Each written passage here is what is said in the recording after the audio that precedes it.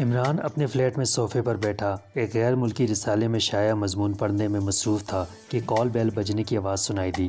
سلیمان، دیکھنا کون آیا ہے؟ عمران نے رسالے سے نظریں اٹھائے بغیر سنجیدہ لہجے میں کہا۔ جی صاحب، سلیمان کی آواز سنائی دی اور عمران کی توجہ دوبارہ رسالے پر مرکوز ہو گئی۔ کیا پڑھا جا رہا ہے؟ چند لمحوں بعد عمران کے کانوں میں صفدر کی آواز پڑی تو اس نے چونک کر سر اٹھایا۔ صفدر سٹنگ روم میں داخل ہو رہا تھا۔ کوشش کر رہا ہوں کہ ABC یاد کر لوں، لیکن آج تیسرا روز ہے، یاد ہی نہیں ہو رہی۔ مجھے تو لگتا ہے سلیمان نے کھانے میں چورن غائب دماغی ڈالنا شروع کر دیا ہے۔ عمران نے رسالہ پلٹ کر میز پر رکھتے ہوئے مسکرا کر کہا تو صفدر بے اختیار ہنس پڑا۔ اس کا مطلب ہے کہ سلیمان آپ کے خلاف سازش کر رہا ہے تاکہ آپ غائب دماغ ہو جائیں اور فلیٹ سے باہر نکل جائیں تو راستہ ہی بھول جائیں۔ صفدر نے مسکراتے ہوئے کہا، میں بھلا اپنے خلاف کیسے سازش کر سکتا ہوں؟ اسی لمحے سلیمان کی دروازے پر سے آواز سنائی دی۔ کیوں نہیں کر سکتے؟ ہر شخص اس دنیا میں اپنے خلاف ہی سازش کرتا رہتا ہے۔ اللہ تعالیٰ کا حکم ہے کہ نیکی کرو اور جنت میں جاؤ، لیکن انسان اپنے خلاف سازش کر کے نیکی کی بجائے برائی کرتا ہے تاکہ وہ جنت میں نہ جا سکے۔ عمران نے مسکراتے ہوئے جواب دیا، اس میں تھوڑی سی ترمیم کر لیں تو زیادہ بہتر قول ہو جائے گا۔ دوسروں کے لیے نیکی کرو اور جنت میں جاؤ، اور یہی کام آپ سے نہیں ہوتا۔ 1000 دفعہ سمجھایا کہ میرے ساتھ نیکی کریں، لیکن مجال ہے کہ آپ کے کان پر جوں بیچاری کو رینگنے کی جگہ مل جائے۔ سلیمان نے منہ بناتے ہوئے جواب دیا اور صفدر سلیمان کی گہری اور خوبصورت بات سن کر بے اختیار ہنس پڑا۔ تمہارے ساتھ تو نیکی کر کے اس حال تک پہنچا ہوں کہ گھنٹہ ہو گیا ہے، چائے کا ایک کپ ہی نہیں ملا، حالانکہ آج ہی مبلغ 1000 روپیہ نقد عطیہ برائے باورچی خانہ دیا ہے۔ عمران نے منہ بناتے ہوئے کہا، 1000 روپے کی عطیے کی تو رسید بھی نہیں دی جاتی، کیونکہ کاغذ اور چھپائی بھی 1000 روپے سے زیادہ مہنگی پڑتی ہے۔ اس حقیر اور معمولی سی عطیے کے بل بوتے پر چائے کا کپ مانگ رہے ہیں؟ سلیمان نے جواب دیا، تیزی سے واپس جانے لگا۔ ارے چلو، مجھے نہ صحیح، مہمان کو تو چائے دے دو، مہمان کے ساتھ کچھ میرا بھی بھلا ہو جائے گا۔ عمران نے اونچی آواز میں کہا اور صفدر ایک بار پھر ہنس پڑا۔ عمران صاحب، آپ کو علم ہے کہ مس جولیا کہاں گئی ہیں؟ صفدر نے اچانک کہا تو عمران چونک پڑا۔ کہاں گئی مطلب؟ عمران نے حیران ہو کر پوچھا۔ گزشتہ 3 روز سے ان کا فلیٹ لاکڈ ہے اور سیکرٹ سروس کے کسی ممبر کو نہیں معلوم کہ وہ کہاں ہیں۔ میں نے سوچا کہ شاید آپ کو علم ہو۔ صفدر نے انتہائی سنجیدہ لہجے میں کہا، 3 روز سے؟ حیرت ہے، مجھے تو معلوم نہیں۔ میں تو گزشتہ 1 ہفتے سے شاید فلیٹ سے ہی باہر نہیں نکلا۔ کافی سائنسی رسائل اور کتب پڑھی ہوئی تھیں جنہیں میں پڑھ نہ سکا تھا۔ اب فرصت ملی تو میں نے سوچا کہ ان سب کو پڑھ ڈالوں، لیکن جولیا کہاں جا سکتی ہے؟ چیف سے پوچھ لینا تھا۔ عمران نے سنجیدہ لہجے میں کہا، اب ظاہر ہے انہی سے پوچھنا پڑے گا۔ میں نے سوچا پہلے آپ سے معلوم کر لوں، ہو سکتا ہے آپ کو علم ہو۔ صفدر نے جواب دیا۔ اسی لمحے سلیمان ٹرالی دھکیلتا ہوا اندر داخل ہوا۔ اس نے چائے کے برتن اور نمکوں کی پلیٹیں ٹرالی سے اٹھا کر میز پر رکھنی شروع کر دی۔ حیرت ہے، جولیا کہاں جا سکتی ہے؟ آج تک تو بغیر اطلاع کہ وہ کہیں بھی نہیں گئی۔ عمران نے کہا، مس جولیا کی بات کر رہے ہیں آپ؟ برتن رکھتے ہوئے سلیمان نے چونک کر پوچھا۔ ہاں، کیوں؟ عمران نے چونک کر پوچھا۔ صفدر بھی چونک کر سلمان کی طرف دیکھنے لگا۔ کیا ہوا انہیں؟ سلمان نے حیرت بھرے لہجے میں کہا، وہ 3 روز سے فلیٹ سے غائب ہیں اور کسی کو کوئی اطلاع نہیں ہے۔ میں بھی اسی لیے یہاں آیا تھا کہ شاید عمران صاحب کو علم ہو۔ صفدر نے جواب دیتے ہوئے کہا، 3 روز پہلے؟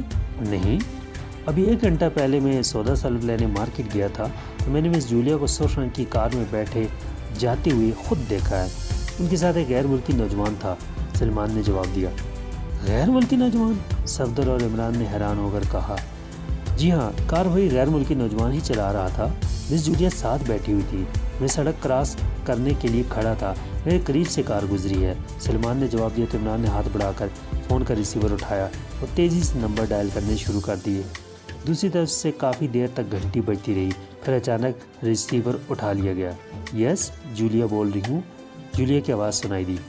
یہ صفدر تمہارے لیے انتہائی بے چین ہو رہا تھا، کہہ رہا تھا کہ جولیا 3 روز سے غائب ہے۔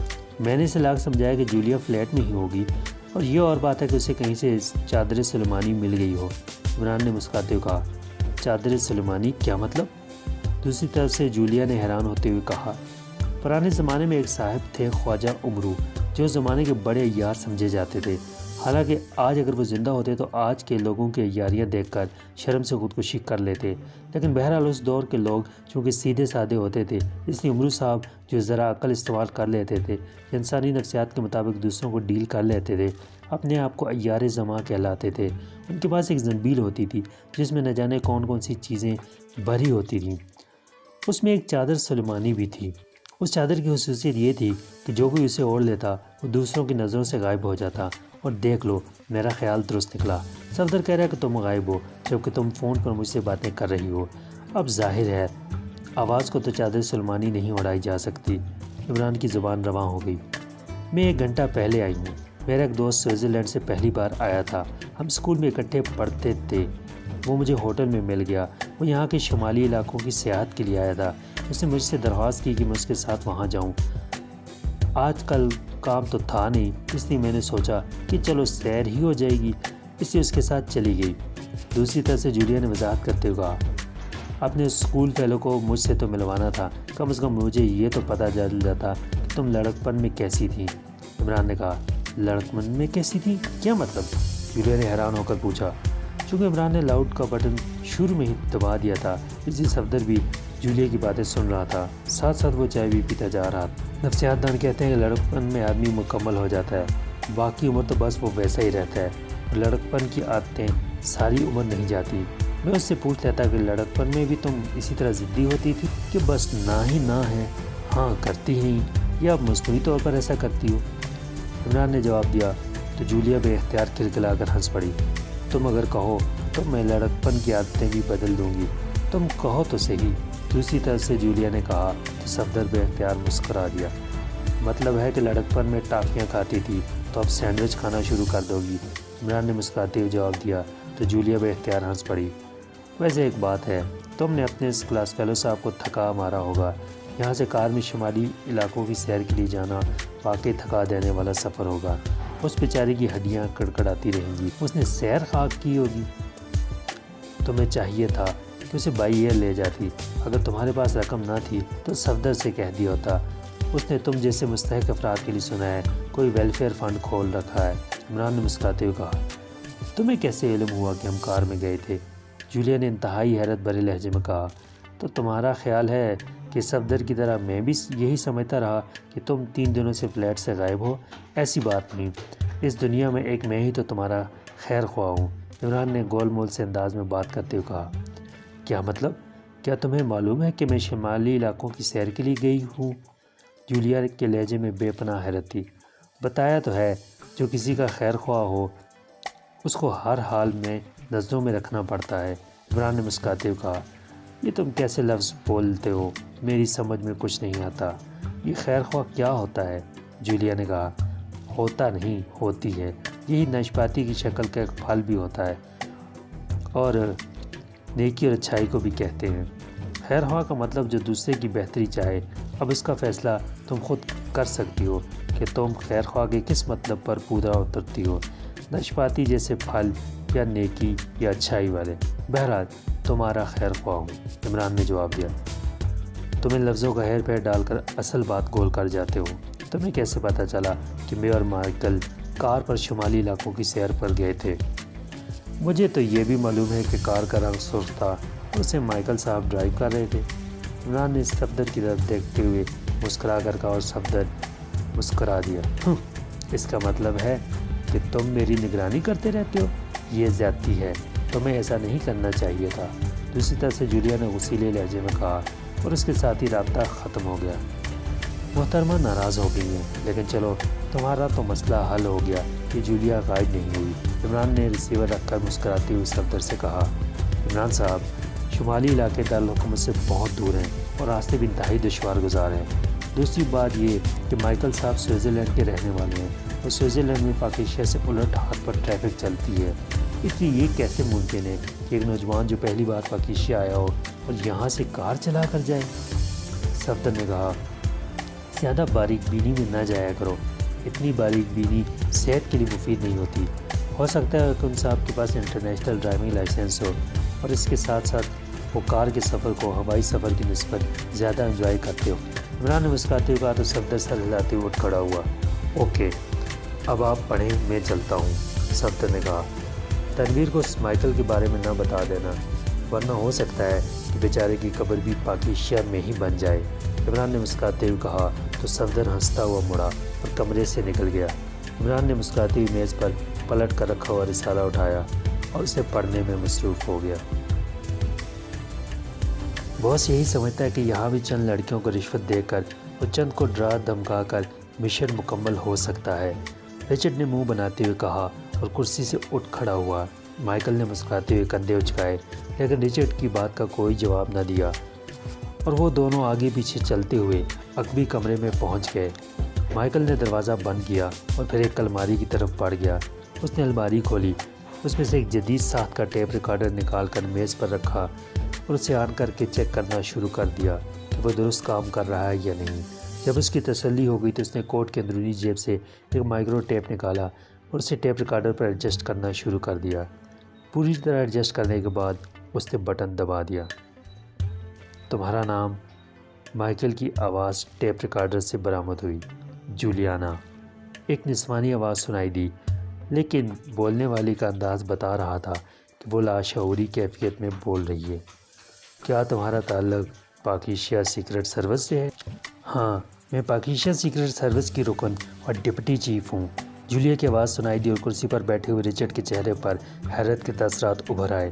پھر مائیکل مختلف سوال کرتا رہا اور جولیا جواب دیتی رہی اور رچرڈ کے چہرے پر حیرت کے تاثرات لمحہ بلمحہ بڑھتے چلے گئے۔ اس کی آنکھوں میں چمک ابھر آئی تھی۔ جب ٹیپ سے آواز آنی بند ہو گئی تو مائیکل نے ہاتھ بڑھا کر ٹیپ ریکارڈر آف کر دیا۔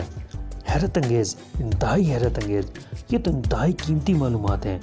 صرف وہ اپنے چیف ایکسٹرا کے بارے میں کچھ نہیں بتا سکی، باقی اس نے سب کچھ بتا دیا ہے۔ میرا خیال ہے کہ اس قدر قیمتی معلومات پاکیشیا کے کسی بھی دشمن ملک کو انتہائی گراں معاوضے پر فروخت کی جا سکتی ہیں، رچرڈ نے مسرت بھرے لہجے میں کہا۔ اسی لیے تو میں نے ساری گفتگو کو ٹیپ کر لیا تھا، مائیکل نے مسکراتے ہوئے کہا اور ٹیپ ریکارڈر سے ٹیپ باہر نکال دیا۔ تم نے مشن کے بارے میں کوئی سوال نہیں کیا، رچرڈ نے کہا تو مائیکل مسکرا دیا۔ اس بارے میں بھی بات ہوئی تھی لیکن میں نے احتیاطاً اسے ٹیپ نہ کیا تھا، مائیکل نے جواب دیا اور رچرڈ نے اس طرح ہاتھ میں سر ہلا دیا جیسے وہ مائیکل کے جواب کی پوری طرح تائید کر رہا ہو۔ مجھے بتاؤ کیا بات ہوئی ہے، رچرڈ نے کہا۔ میں نے بتایا نا کہ جولیا ہمارے لیے کام کرنے کے لیے تیار ہو چکی ہے۔ ڈاکٹر واٹسن واقعی اپنے فن کا ماہر ہے۔ پہلے جب جولیا کو میں اس کے پاس لے کر گیا اور اس نے جولیا سے بات چیت کی تو اس نے مجھے بتایا کہ جولیا کا کیس بے حد مشکل ہے۔ یہ عورت ذہین اور اعصابی طور پر انتہائی مضبوط ہے، لیکن میرے اصرار پر اس نے کہا کہ جولیا کو کام پر آمادہ کرنے کے لیے کم از کم 3 روز محنت کرنی پڑے گی۔ چنانچہ میں نے جولیا کو اس بات کے لیے آمادہ کر لیا کہ وہ میرے ساتھ شمالی علاقوں کی سیر کے لیے چلے۔ پہلے تو آمادہ نہ ہو رہی تھی لیکن میرے اصرار پر وہ تیار ہو گئی۔ میں نے اسے ساتھ بٹھا کر ایئرپورٹ لے جاتے ہوئے ڈاکٹر واٹسن کی ہدایت کے مطابق ایک ویران سڑک پر اچانک گیس فائر کر کے بے ہوش کر دیا اور اس کے بعد اسے ڈاکٹر واٹسن کے پاس پہنچا دیا۔ ڈاکٹر واٹسن نے اسے 3 روز تک مسلسل بے ہوش رکھا اور اسے کسی مخصوص دوا کے انجیکشن لگاتا رہا۔ 3 روز بعد اس نے اپنی ایجاد کردہ مخصوص مشین پر اس کے ذہن کو چیک کیا اور یہ بتایا کہ اب جولیا اس کی مشین کے کنٹرول میں آ گئی ہے، لیکن چونکہ ہمارے پاس صرف اطلاع ملی تھی کہ جولیا کا تعلق پاکیشیا سیکرٹ سروس سے ہے، اس اطلاع کو کنفرم کرنا ضروری تھا۔ اس مشین کی مدد سے میں نے جولیا کے ساتھ یہ گفتگو کی جس کا ٹیپ میں نے آپ کو سنوایا ہے۔ پھر میں نے جولیا سے اپنے مشن کے بارے میں بات کی تو اس عالم میں بھی جولیا نے مشن پر کام کرنے سے صاف صاف انکار کر دیا، لیکن ڈاکٹر واٹسن نے اس مشین کے ذریعے سے مکمل طور پر کنٹرول کرنے کے بعد اس کے ذہن میں یہ بات بٹھا دی کہ اس نے ہر حالت میں ہمارا مشن مکمل کرنا ہے۔ چنانچہ جولیا تیار ہو گئی۔ چونکہ اب یہ بات کنفرم ہو گئی تھی کہ جولیا کا تعلق نہ صرف سیکرٹ سروس سے ہے بلکہ وہ اس کی ڈپٹی چیف ہے، اس لیے میں نے مناسب سمجھا کہ اس کے ذہن کو مخصوص اشارات دے دیے جائیں۔ چنانچہ ڈاکٹر واٹسن نے میرے کہنے پر جولیا کے ذہن کو مخصوص سجیشن دیے اور اس کے بعد مشین ہٹا دی۔ میں جولیا کو اسی بے ہوشی کے عالم کار میں ڈال کر وہاں سے نکال کر لے آیا۔ پھر راستے میں میں نے اسے ہوش دلایا۔ ذہنی سجیشن کی وجہ سے جولیا یہی سمجھتی رہی کہ وہ میرے ساتھ 3 دن تک شمالی علاقوں کی سیر کرتی رہی ہے اور اب ہم واپس آ رہے ہیں۔ پھر میں نے اسے اس کے فلیٹ پر چھوڑا اور یہاں آ گیا، مائیکل نے تفصیل بتاتے ہوئے کہا۔ تمہارا مطلب ہے کہ اب کسی کو یہ معلوم نہ ہو سکے گا کہ جولیا ان 3 دنوں میں کہاں رہی ہے، لیکن یہ بھی تو ہو سکتا ہے کہ جولیا کے ساتھیوں سے دیکھتی ہی سمجھ جائے کہ جولیا کا ذہن کنٹرول ہے۔ اس طرح تو ساری صورتحال بدل سکتی ہے، رچرڈ نے جواب دیا۔